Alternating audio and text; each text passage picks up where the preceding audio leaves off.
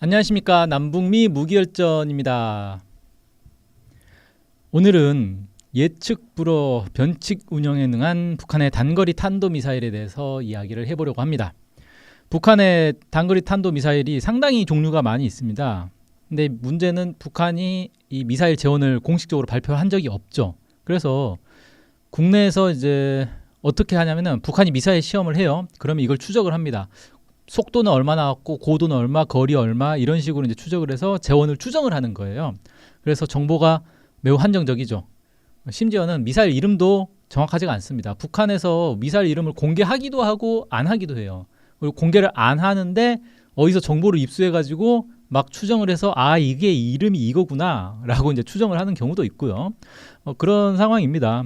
그래서 오늘은 단거리 탄도미사일 여러 종류가 있는데 그중에서 비교적 최근에 북한이 공개한 미사일만 좀 살펴보려고 합니다. 구형 미사일들은 이제는 최근에 열병식에도 나오지도 않고 뭐 발사 훈련도 하지 않습니다. 아마 그래서 다 도태한 것 같아요. 다 퇴역하지 않았나 싶습니다. 옛날에 뭡니까 그 스커드 미사일이라고 해서 구소련에서 이제 개발해서 사용하던 미사일이죠. 그 스커드 미사일과 똑같은 미사일들을 북한이 개발을 했다. 그래서 쉽게 말해서 소련 미사일을 입수를 해가지고 그거를 이제 분해를 해가지고 기술을 이제 익혀가지고 똑같이 복제품을 만들어내는 거죠. 그걸 이제 리버스 엔지니어링이라고 있는 거 뜯어가지고 복제품 만드는 거 그런 것들을 많이 했다 이렇게 알려져 있는데 그런 미사일들은 지금은 쓰지 않습니다. 다 나타나지 않아요. 그 옛날에 쓰던 것들이라서 그런 건 다루지 않고요. 자, 대표적으로 그렇게 썼던 게 이제 화성포 11형인데 그 화성포 11형은 지금은 나오지는 않고 있고 요즘 북한에서 나오는 미사일들이 뭐가 있냐면 화성포 11가형, 나형, 다형, 라형 이런 식으로 좀 나옵니다. 그래서 아무래도 이제 화성포 11형에서 파생된 거 아니냐 뭐 이렇게 추정할 수도 있는데 어떻게 보면은 이게 화성포 11형에서 파생된 게 아니에요. 그래서 저는 이 이름을 일부러 북한이 뭔가 정보를 감추기 위해서 이름을 이렇게 짓는 게 아닌가 싶은데 화성포 11가형, 나형, 다형, 라형이 다 제각각의 미사일입니다. 뭔가 하나의 이 뿌리에서 나온 미사일이라고 보기 힘들어요. 그냥 단거리 미사일이다라는 거 외에는 공통성이 없을 정도로 다 제각각의 미사일인데 뭐 하나씩 살펴보려고 합니다. 자, 화성포 11가형 이걸 이제 미국에서는 KN-23 이렇게 자기들 마음대로 이름 붙이는 거죠. 일명 북한판 이스칸데르라고 하는데 이스칸데르 미사일이 이제 러시아가 개발한 미사일이죠. 러시아의 이제 중단거리 미사일인데 이 이스칸데르랑 외형이 비슷하게 생겼다. 뭐 거의 똑같다라고 보면 됩니다. 그래서 북한판 이스칸데르라고 하는데 그렇게 놓고 보면 우리나라의 현무랑도 똑같이 생긴 거예요. 그래서 화성포 11가형이나 현무나 러시아의 이스칸데르나 다 비슷비슷하게 생겼습니다. 자, 이 미사일은 사거리가 800km고 최고 고도가 50km, 최고 속도가 마 7.2, 길이가 7.2m고 원형 공산 오차 CGP라고 하죠. 10m 이렇게 돼 있습니다. 자, 보면은 사거리는 800km니까 뭐 단거리 미사일이죠. 최고 고도가 50km다. 이 얘기가 왜 중요하냐면은 최고 고도가 높으면 높을수록 레이더에 빨리 발각이 돼서 요격하기가 쉬워져요. 그래서 우리 이제 송주의 사드 같은 경우가 50km부터 요격을 할 수가 있어요. 그러니까 이 11가형은 50km 이내로만 날아다니니까 사드로 요격을 할 수가 없습니다. 패트리어트 미사일로 요격을 해야 돼요. 그러니까 낮게 나는 게 좋은 거죠. 근데 낮게 날면 통상 멀리 못 날아간단 말이에요. 그래서 낮게 날면서도 멀리 날아가는 게 기술입니다. 그래서 우리가 탄도 미사일 하면은 탄도를 그린다. 탄도라는 게 뭡니까? 수학적으로는 포물선이죠. 포물선을 그리면서 날아간다라고 하는데 실제로 현실에서는 그렇게 날아가면 안 돼요. 그렇게 날아가면 다 요격됩니다.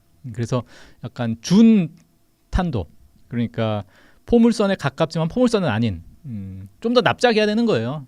낮게 날면서 멀리 날아가야 되니까 그렇게 날아가게 이제 만든다라는 거고요. 원형 공산 오차가 10m라는 거는 이 미사일로서는 상당히 이제 뭡니까?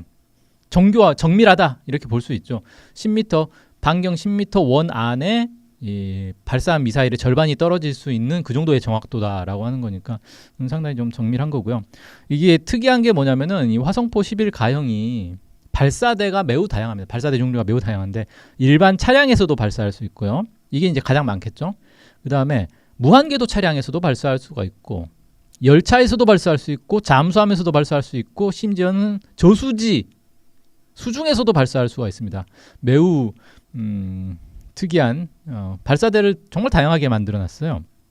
이게 아마 그 고정식 저기도 있을 거예요. 고정식 그러니까 지하 발사대에서 그냥 발사하는 그런 것도 있을 거예요.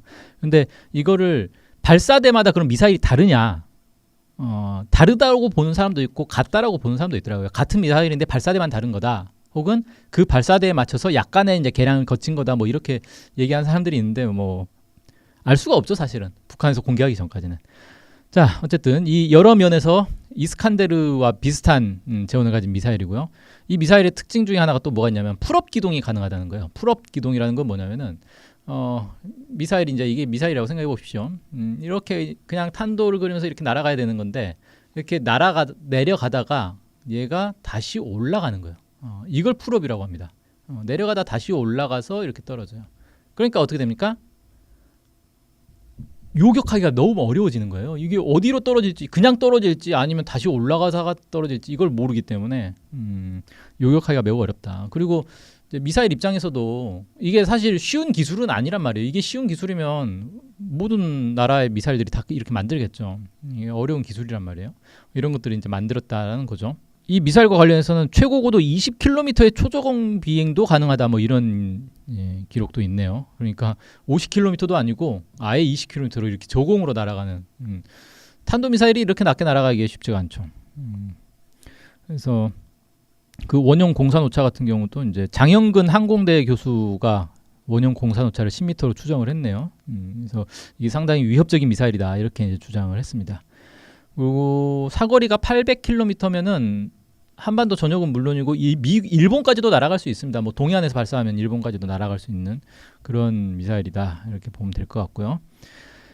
2018년 2월 8일 열병식에서 처음 등장을 했습니다. 그때 처음 나타났고 그 이후에 2019년부터 2023년 3월 27일까지 18차례나 발사를 했어요. 29발 이상 발사를 했습니다. 그러니까 발사를 상당히 많이 한 거죠. 그리고 아까 말씀드린 것처럼 바퀴 차량, 무한궤도 차량, 열차, 잠수함, 저수지, 수중 발사대, 고정식 지하 발사대 이런 다양한 곳에서 발사를 해봤어요. 그래서 북한이 상당히 공들여 만든 미사일이구나. 그렇지 않으면 이렇게까지 굳이 발사대를 다양하게 만들 필요가 없는 거죠.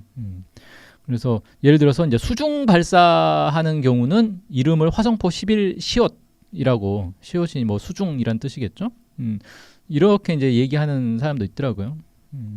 그다음에 이 미사일 발사대 중에서 가장 특이했던 건 뭐냐면은 저수지 수중 발사예요. 다른 거는 사실 그러니까 다른 나라에서 다 해봤던 거예요. 뭐 잠수함에서 발사하는거나 뭐 열차에서 발사한다거나 이런 것들은 다른 나라 다 해봤어요. 근데 저수지에서 발사하는 건 사실 어떤 나라도 해보질 않았단 말이에요. 잠수함에서 발사하는 것도 아니에요. 그러니까 바다 잠수함에서 하는 것도 아니고 저수지 바닥에 발사대를 만들어 놓고 거기서 발사를 하는 거예요. 그래서 누구도 예측을 하지 못했죠. 그래서 이거 처음에 저수지에서 발사했을 때 국내 이제 합참이나 이런 데서는 발사를 어디서 했다라고 딱 좌표를 찍어줬어요. 여기서 발사했다라고 했는데 북한에서 딱 공개한 걸 보고 아니네. 완전 엉뚱한 데서 발사했다라는 게 이제 확인이 된 거죠. 그래서 전문가들이 다들 이제 충격에 빠졌다. 이게 이제 저수지에서 발사를 하면 어떻게 되냐면 우리가 이 북한의 미사일에 대해서는 흔히 킬체인이라고 부르잖아요. 가장 먼저 대응하는 게 선제 타격을 해서 발사하기 전에 발사를 무력화한다라는 게 첫 번째예요. 킬체인의 이제 첫 번째인데 발사하기 전에 북한이 미사일을 발사할 것 같네? 그러면 우리가 먼저 쏴서 그 발사대를 없애버리자라는 거예요. 근데 수중에서 발사를 하면 일단 어디 있는지 알 수가 없어요. 물속을 뭐 인공위성으로 백날 들여다봐도 물속이 보이진 않잖아요. 알 수가 없고 그 다음에 발사 징후를 전혀 알 수가 없습니다. 물속에서 뭐 꿍작꿍작 하는데 그걸 어떻게 알겠어요. 그러니까 어느 날 갑자기 저수지 한복판에서 뭐가 그 옛날 그 애니메이션 보면 그런 거 나오잖아요. 뭐 마징가 제트 이런 게 물속에서 갑자기 확 튀어나오잖아요. 그런 것처럼 미사일이 물속에서 갑자기 확 튀어나오는 걸 전혀 짐작할 수 없고 그리고 북한의 호수, 저수지 이런 게 한두 개가 아닐 텐데 그걸 24시간 어떻게 감시를 합니까? 그러니까 이건 전혀 예측을 할 수가 없는 거예요. 발사 자체를 예측할 수 없고 발사를 예측할 수가 없으니 선제 타격을 할 수가 없고 더 문제는 뭐냐면 예측을 해도 선제 타격을 못 한다는 거예요. 왜? 물속을 어떻게 공격합니까? 미사일이나 폭탄 같은 걸로 물속을 공격할 수가 없어요. 하려면 이제 그 어뢰를 이용해야 되잖아요. 그러면 북한 그 저수지까지 잠수함을 실어 날라가지고 잠수함 내려놓고 뭐 어뢰를 쏠 거예요. 뭐 이거 어떻게 할 거예요? 뭐 핵무기를 쓰면 되느냐? 핵무기로도 안 돼요. 이게 핵무기가 뭐 만능이 아닙니다. 물속에다가 핵무기 떨어뜨려 봐야 그 일대는 폭파할 수 있는데 저수지가 넓잖아요. 그 넓은 물 속을 다 없앨 수 있는 그런 핵무기는 없단 말이에요. 그러니까 이거는 정말 좀 황당한 거죠. 이게 어떻게 막을 방법이 없어요. 잠수함보다 근데 가격은 훨씬 쌀 거 아니에요. 잠수함 만드는 것보다 수중에 그냥 수중 발사대만 만들어 놓으면 되니까 비용을 절감하면서 잠수함과 똑같은 효과를 내는 그런 아이디어를 냈다라는 점에서 많은 사람들이 좀 놀랬습니다. 자, 그 다음에 이제 화성포 11 나형으로 넘어가 볼게요. 화성포 11 나형은 이제 미국에서는 KN-24라고 이름을 붙였어요. 이건 이제 별명이 또 있습니다. 북한판 에이테크მს라고 해서 생긴 게 에이테크მს랑 비슷하게 생겼어요. 거의 똑같이 생겼습니다. 미국의 에이테크ම්스 전술 미사일과 비슷하고 뭐 사거리가 450km. 그러니까 에이테크ම්스보다는 멀리 나가는 거죠. 최고 고도가 42km. 이것도 50km 아래예요. 최고 속도는 마하 6.1. 원형 공산 오차 35m로 아까 이제 그 11 가형보다는 좀 오차 범위가 큰 편이죠. 근데 이 원형 공산 오차 35m도 사실 추정이에요. 저 정도 나올 것 같네라는 거지. 뭐 북한에서 공개한 적이 없으니까 말할 수는 없죠. 최초 공개는 2019년에 이제 공개를 했습니다. 2019년 8월 10일에 시험 발사 장면이 처음으로 공개된 미사일이고, 프랑스의 전략 연구재단에서 원형 공산 오차가 35m다라고 분석을 했네요. 실제로 그럴지는 뭐 알 수가 없는데, 얘도 이제 에이테크ම්스랑 운용하는 방식 자체도 상당히 유사한 것 같아요. 발사 차량 한 대에 2발의 미사일을 탑재를 할 수가 있고요. 그다음에 탄두에 집속탄을 탑재를 할 수가 있습니다. 그래서 이렇게 넓은 범위를 타격할 수 있는 그런 미사일이다. 뭐 단일 탄두도 당연히 넣을 수가 있고요. 그다음에 얘도 풀업 기동이 가능해요. 그래서 이게 보면은 북한의 단거리 미사일들이 대체로 풀업 기동이 다 가능하거든요. 그러니까 이게 요격하기가 어려운 거예요. 내려가다 다시 올라갔다 내려갔다 이렇게 해버리니까. 그리고 뭐 사거리는 한반도 전역 타격할 수 있는 무기고요. 그다음에 이미 실전 배치가 된 걸로 이제 파악이 됩니다. 왜냐하면 2022년 1월 17일에 검수 사격 시험을 했다라고 얘기를 했어요. 검수 사격 시험이라는 게 뭐냐면요, 대량 생산을 하고 있는 것 중에서 임의로 골라가지고 이걸 쏴보는 거예요. 그러니까 이미 대량 생산을 하고 있고, 대량 생산을 한다는 건 실전 배치를 하고 있다는 거죠. 그렇게 좀 파악이 됩니다. 자, 그 다음에 화성포 11 다형 있는데, 이 다형은 뭐냐면은 화성포 11 가형을 개량한 겁니다. 그래서 화성포 11 가형 개량형, 뭐 혹은 북한판 이스칸데르 개량형, 뭐 이런 식으로도 좀 부르는데, 개량을 했는데 모양새가 어떤 모양새냐면은 이 윗부분은 같은데 아랫부분이 좀 길어요. 몸통이 길어졌어요. 그러니까 사람으로 치면 상반신은 그대로인데 하반신이 긴 거예요. 다리가 긴 거죠. 다리가 길면 어떻게 됩니까? 연료를 많이 탑재할 수 있잖아요. 연료를 많이 탑재하니까 사거리가 길어질 거다라고 생각을 하는데, 사거리가 많이 길어지지 않았어요. 약간 길어졌어요. 길이는 훨씬 길어졌는데 사거리는 정작 많이 안 길어졌다. 그 얘기는 뭐냐? 탄두가 훨씬 무거워졌다는 겁니다. 그래서 북한이 지금까지 공개한 이 화성포 11 다형에 2가지 종류가 있어요. 탄두가 2.5톤인 게 있고 4.5톤인 게 있습니다. 그래서 4.5톤인 미사일을 북한에서는 화성포 11 다형 4.5라고 불렀거든요. 그러면 느낌상 2.5톤인 건 화성포 11 다형 2.5겠네 라고 추정을 해볼 수 있죠. 뭐 북한에서 그렇게 공개한 적은 없지만 그렇게 볼 수가 있고, 그럼 탄두 무게를 늘리면 어떻게 되느냐? 폭발력이 강해지겠네 라고 생각하는데, 그건 아니고, 애초에 이 화성포 11형 뭐 가나다라 이것들은 단거리 탄도 미사일인데 핵탄두까지 탑재할 수 있게 돼 있어요. 그러니까 핵탄두를 탑재하면 폭발력이 매우 강력하기 때문에 굳이 탄두 무게를 늘려야 될 필요는 없단 말이죠. 그런데도 탄두 무게를 이렇게 무겁게 만든 미사일이 있다는 건 다른 용도가 있다는 거잖아요. 보통 그 미사일들 단거리 미사일들의 탄두 무게가 킬로그램 단위로 나간단 말이에요. 뭐 100kg, 200kg 이런 식으로. 근데 얘는 이제 2.5톤, 4.5톤이면은 매우 무거운 거잖아요. 그런 거에 비하면은. 이게 어디다 쓰느냐? 벙커버스터로 쓴다는 겁니다. 그래서 아마 이건 벙커버스터일 거다라고 추정을 합니다. 벙커버스터가 이제 콘크리트 구조물이나 아니면 땅 속으로 이렇게 파고 들어가 가지고 터지는 거잖아요. 그러니까 탄두가 매우 무거워야 돼요. 매우 무거워서 얘가 딱 땅에 떨어졌을 때 그 자리에서 그냥 터지는 게 아니라 땅 속으로 푹 박히는 거죠. 박힌 다음에 터지는 거예요. 그래서 그 신관 자체도 지연 신관을 쓰겠죠. 자, 화성포 11 다형 2.5부터 보겠습니다. 이름은 뭐 추정이고요. 사거리는 600km고 탄두가 2.5톤이고 길이가 9.27이고 직경은 1.1m고 최초로 공개한 게 2021년입니다.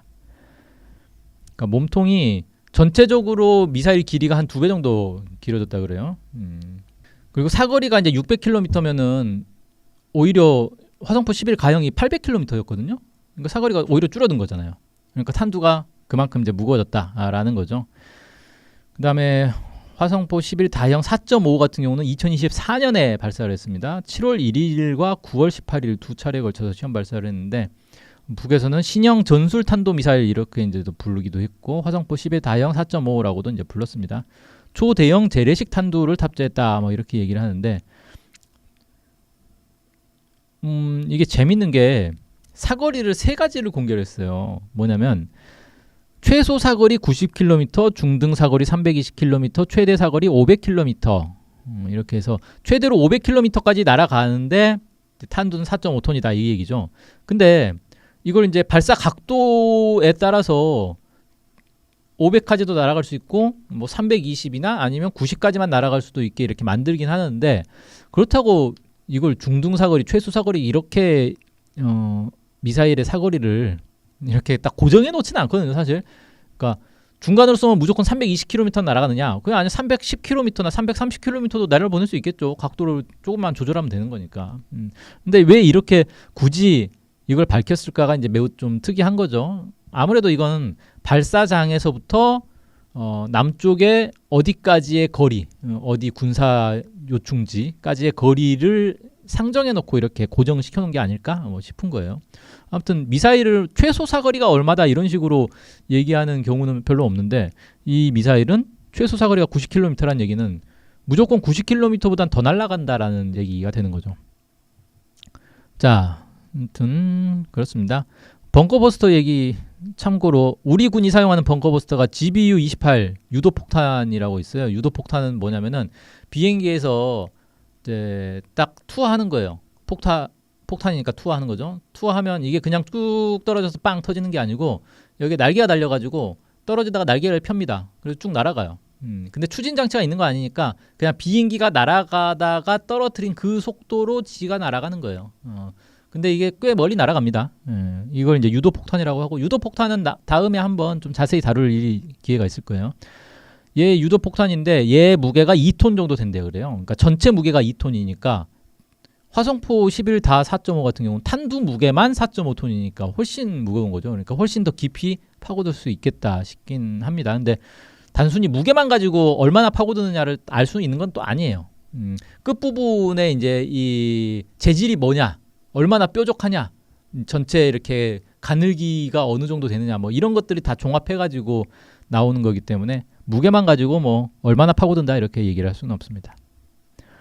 자, 마지막으로 화성포 11 라형을 보겠습니다.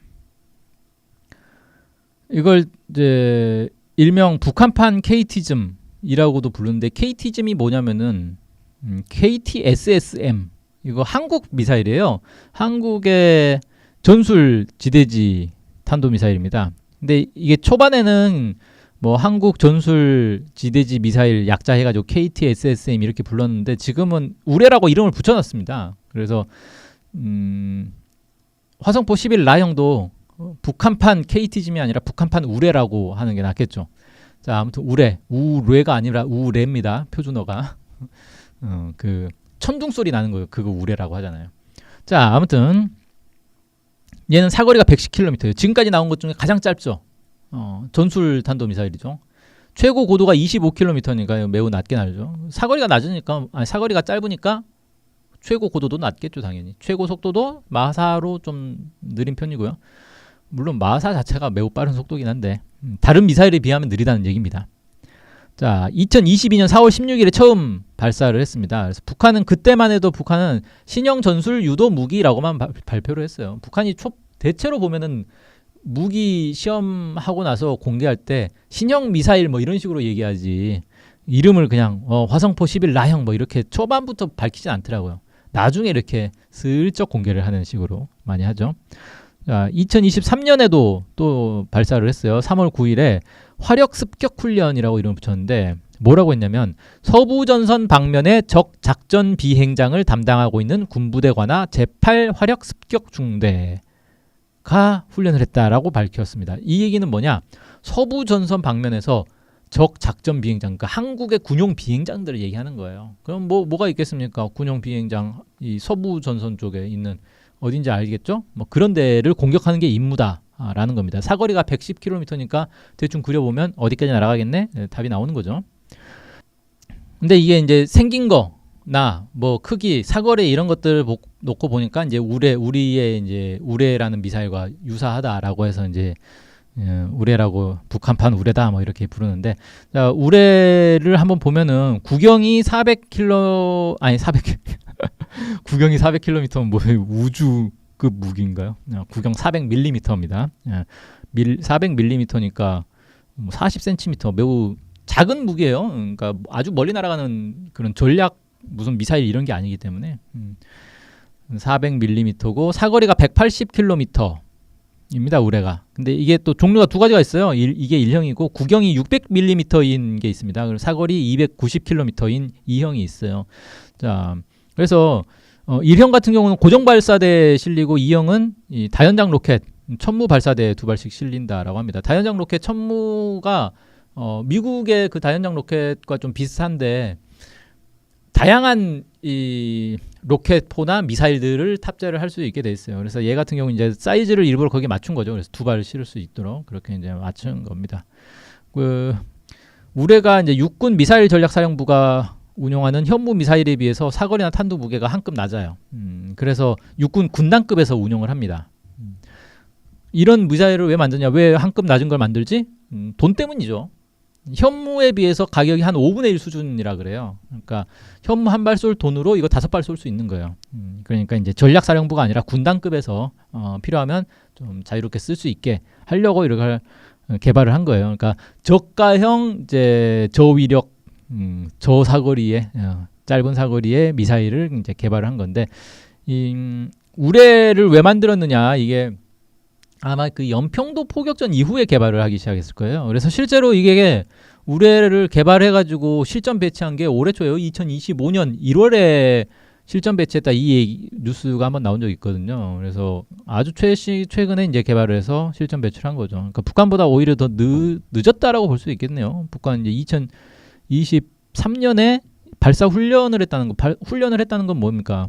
실전 배치를 하고 있다는 거죠.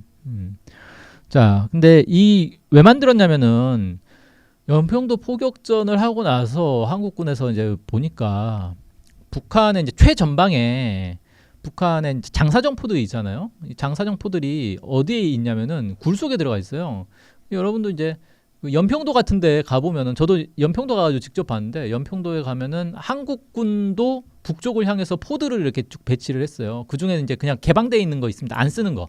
안 쓰고 민간에게 개방된 곳이 있는데 거기 들어가면 그냥 해안 절벽 여기에 그냥 굴을 팠어요. 굴 파고 그 안에 포가 있습니다. 그리고 밖에다 위장막을 그냥 덮어놨어요.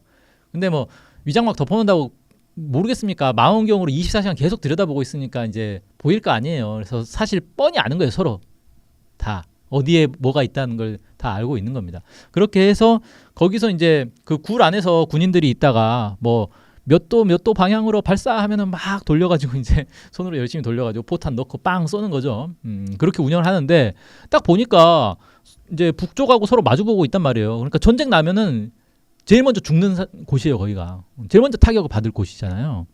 근데 보니까 이제 북한도 그런 이제 포진지들이 보일 거 아니에요. 그러니까 여기를 공격을 하려면 일반 무기로 공격을 하면 정확하게 맞추지 않는 이상 타격을 못 준단 말이에요. 왜냐하면 그 바위산 깎아가지고 안에 터널을 만들었기 때문에 이 산 전체가 무너지지는 않을 거고, 그러니까 뭐 정확하게 그 터널을 맞추지 않는 이상은 그 주변만 떨어져 가지고는 타격을 줄 수가 없어요. 그러니까 정확하게 맞춰야 되겠는데, 정확하게 맞추려면 일반 포를 쏴가지고는 포로 그렇게 정확하게 맞추기가 쉽지 않거든요, 사실.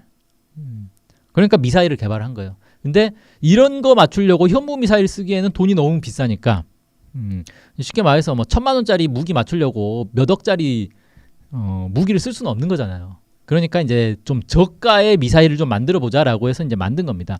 그래서 이건 갱도 진지 파괴용이에요. 갱도 진지 파괴용이니까 열 압력탄을 쓴다고 그럽니다. 열 압력탄이라는 건 이제 그 밀폐된 공간을 폭파하기에 그 적합한 그런 이제 무기예요. 그래서 이건 나중에 또 이제 설명할 기회가 있을 겁니다. 이 열 압력탄을 사용하는데, 저는 약간 이제 효용성이 얼마나 있을까라는 생각은 좀 들긴 해요. 왜 그러냐면 우리가 눈앞에 보이는 이 갱도들은 파괴할 수 있겠죠. 딱 정확하게 타격을 해가지고 그 안에서 이제 빵 터지면 되는 거니까. 근데 실제로 전쟁이 나면은 그 눈에 보이는 그 전방을 향해 있는 갱도들은 얼마 없어요. 그게 주력이 아니고 실제로는 그 후방에 많이 있습니다. 그러니까 예를 들면은 이게 뭐야? 자, 이게 산이라고 생각해 봅시다. 산이 이렇게 있으면 여기가 이제 북쪽이고 여기가 남쪽이에요. 그러면 여기서 포를 쏘는데 이 미사일로 공격할 수 있는 거는 여기만 공격할 수 있는 거잖아요. 근데 북에서는 여기에 포를 갖다 놓고 여기서 쏜단 말이에요. 그럼 이 산 너머는 미사일로 공격을 할 수가 없어요. 미사일이 갔다가 되돌아올 수는 없잖아요, 이렇게. 그러니까 여기만 공격할 수 있지, 여기 갱도는 공격할 수 있어도 이 건너편에 있는 갱도는 공격을 못한다라는 겁니다. 그럼 여기서 쭉 나와가지고 포 빵 쏘고 미사일 빵 쏘고 다시 터널 쏘고 쏙 들어가면 답이 없는 거예요. 그래서 이런 문제를 어떻게 해결할 것인가, 이것도 이제 해명이 돼야 되는 상황인 거죠. 자, 아무튼 그렇고, 이 우레 미사일 같은 경우는 아까 이제 다연장 로켓 천무 발사대 2발씩 실린다고 했잖아요. 근데 북한의 이 북한판 우레, 그러니까 화성포 11 라형이죠.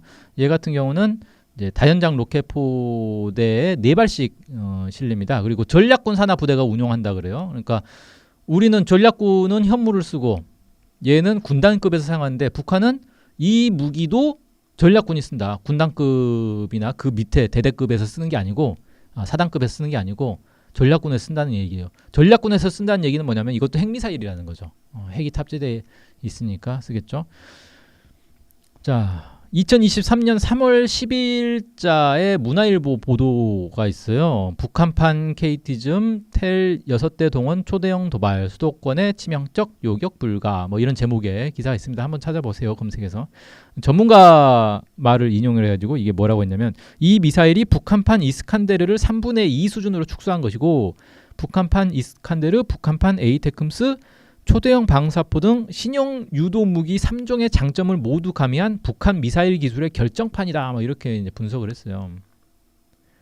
북한 미사일 기술의 결정판이다. 근데 가장 작고 위력이 작은 미사일인데도 이제 이렇게 부르는 건 뭐냐면 가장 최근에 등장했기 때문이에요. 그래서 용도가 물론 다르니까 북한판 이스칸데르, 그러니까 화성포 11 가형, 나형, 다형하고 용도가 다른 거예요, 라형은. 근데 라형이 가장 최신이고 가장 우수한 장점들을 다 모은 미사일 아니냐라고 이제 추정을 하더라고요. 그러면서 이제 뭐라고 했냐면, 이 미사일이 고도 20에서 25km로 초저고도 비행을 한다. 그 다음에 얘도 풀업 기동을 한다는 거예요. 그러니까 현재 미사일 방어 체계로는 요격 자체가 불가능하다라고 합니다. 그리고 2023년 3월 9일 훈련 때 보면은 발사 차량이 여러 대가 나옵니다. 한 10대 정도가 딱 등장을 해가지고 한꺼번에 미사일을 바바바방 쏴버리는 거예요. 마치 방사포 쏘듯이 쏩니다. 그러니까 전술 핵탄두를 장착한 미사일을 4발씩 해서 10대에서 쏘면 40발이잖아요, 벌써. 핵미사일 40발이 수도권으로, 그러니까 뭐 사거리가 110km니까 뭐 수도권이죠, 주로.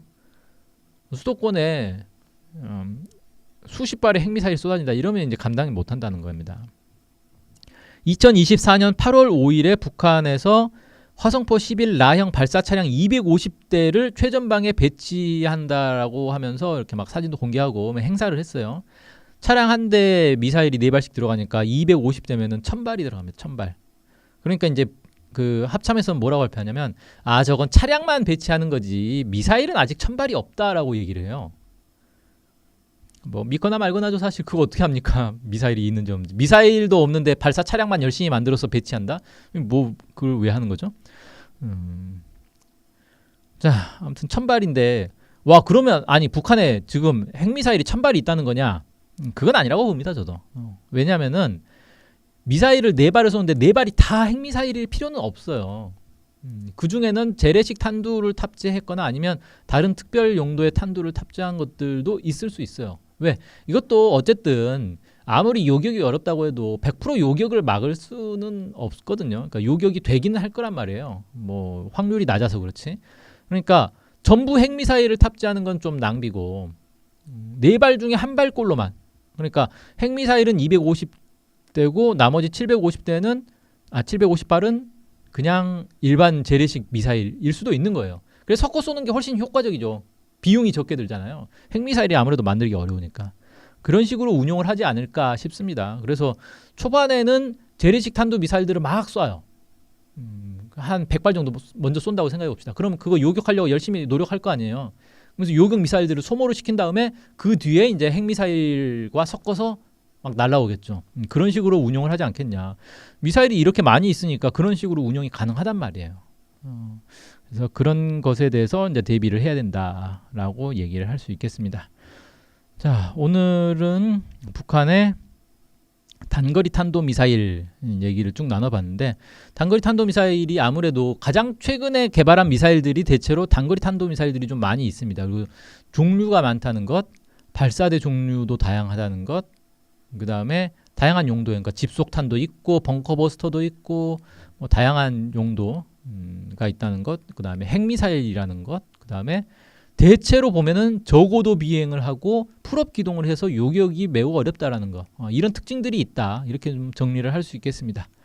네, 그러면 오늘 북한의 단거리 탄도 미사일에 대해서는 여기까지 하고요. 많은 구독과 좋아요, 댓글 많이 남겨주시기 바랍니다. 고맙습니다. 1급 체제에서 다급 체제로 급변하는 국제사회. 알아야 살아남을 수 있습니다. 주권연구소가 준비한 북중러 신세계와 미국의 몰락. 주요 인터넷 서점에서 구입할 수 있습니다.